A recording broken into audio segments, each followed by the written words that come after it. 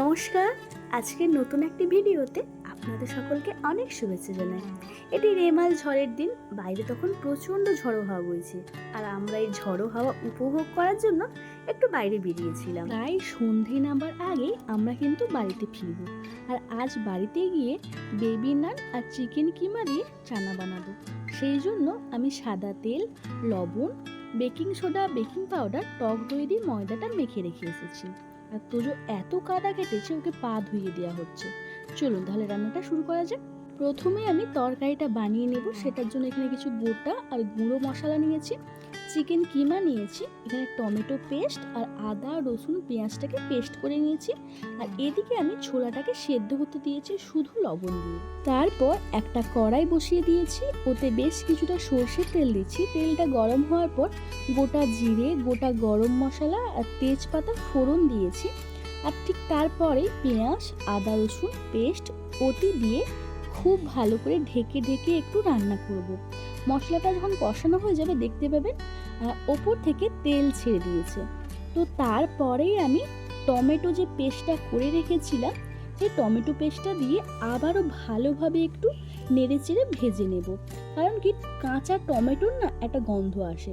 তো দেখুন ওপর থেকে তেল ছেড়ে দিয়েছি। এখানে হলুদ, লঙ্কা, জিরে, ধনে গুঁড়ো দিয়েছি। ওগুলোকে খুব ভালোভাবে মিশিয়ে নেব। আর এই সময় কিন্তু একেবারেই জল দেব না। আর এই সময় যদি জল ব্যবহার করি তাহলে লঙ্কাটা খুব ভালো করে ভাজা হবে না, উপরন্তু অনেকটা পরিমাণে ঝাল হয়ে যাবে। তো এটা একটু ঢেকে ঢেকে রান্না করব। আর ঢাকা খুলে দেখছি মশলা থেকে তেল ছেড়ে দিয়েছে, কড়াইতে লাগছে না। তো ওপর থেকে একটু জল দিচ্ছি, আর ওটা খুব ভালোভাবে ফুটে উঠলে আমি ভেজে রাখা চিকেনটা দিয়ে দিচ্ছি।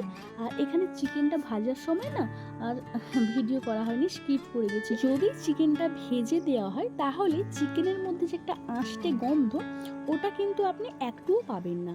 তো চিকেনটাকে ভালো করে কষিয়ে নেওয়ার পর লবণ দিয়ে যে ছোলাটা সেদ্ধ করে রেখেছিলাম, এখন ওটা দিয়ে দিচ্ছি। আর আজকের রান্নাটা আমি খুব বেশি ঝোলঝোল করব না। আচ্ছা, এখন আমি পরিমাণ মতো কিন্তু লবণ দিচ্ছি। আর একটু স্বাদটাকে বাড়িয়ে দেওয়ার জন্য কিন্তু নর্মাল বাজার থেকে যে টমেটো সস পাওয়া যায়, ওটা দিয়ে খুব ভালোভাবে কিন্তু নাড়িয়ে চাড়িয়ে নেব। আর আমার এই রেসিপিটা কেমন লাগলো আমাকে কিন্তু অবশ্যই অবশ্যই আপনারা কমেন্ট করে জানাবেন। ওপর থেকে গরম মশলা ছড়িয়ে ঢেকে রেখে দেব। চলুন এরপর বেবি নানগুলো ঝটপট বানিয়ে ফেলি। আমি তো আগে থেকে ময়দা মাখিয়ে রেখেছি। লেচি কেটে বেলে ভেজে নেব। তো আমি লেচিগুলো দেখুন এতটা মোটা মোটা রেখেছি, কারণ একটু মোটা করে বেলতে হবে। আর নরমটা দেখুন এই এতটা নরম করতে হবে। অল্প অল্প আমি তেল দিয়ে বেলে নেব। খুব বেশি কিন্তু বড় করব না, লুচির থেকে জাস্ট একটু বড় হবে। আর মোটাটা দেখুন এতটা থাকবে। আর কড়াইতে কিন্তু তেলটা খুব গরম তেলে দেব না, তেলটাকে গরম করে ঠান্ডা করে নেব। তারপর একটা একটা করে ভেজে নেব। আর দেখুন প্রতিটা নান কিন্তু এভাবে ফুলে উঠছে। এইভাবে সবগুলো ভেজে তুলে নেব। আর কতটা নরম হয়েছে দেখুন, আমি দেখিয়ে দিচ্ছি। সাথে গরম রসগোল্লা ছিল, আর চিকেন কিমা দিয়ে বানানো চানা আর নান সহ পরিবেশন করছি। ভিডিওটি কেমন লাগলো আমাকে কিন্তু অবশ্যই জানাবেন। আজকের মতো ভিডিওটি শেষ করছি। সবাই খুব ভালো থাকবেন। Thank you.